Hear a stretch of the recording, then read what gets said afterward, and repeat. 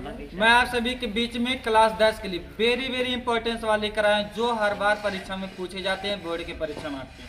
चाहे बोर्ड हो, चाहे अर्ध वार्षिक परीक्षा हो, चाहे प्री बोर्ड हो, चाहे आपका कोई भी परीक्षा हो, उसमें जरूर ये सवाल पूछा जाएगा क्लास 10 के मैथ में।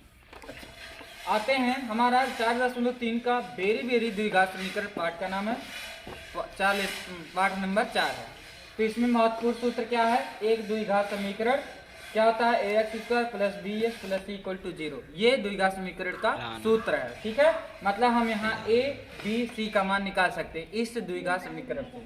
अच्छा, और क्या कह रहा है? a not equal to 0। a not equal to 0 मतलब a 0 नहीं हो सकता है। अच्छा, तब हमारा इसमें 3 पॉइंट बनता है। पहला, b² minus 4ac greater than 0।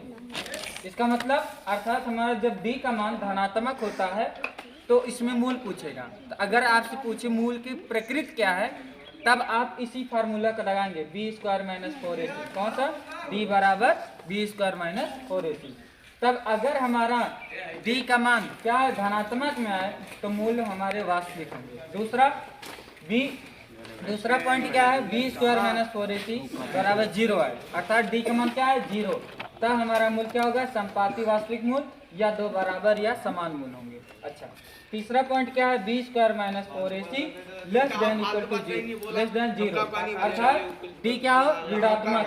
तब हमारे मूल क्या होंगे? कोई वास्तविक नहीं होगा।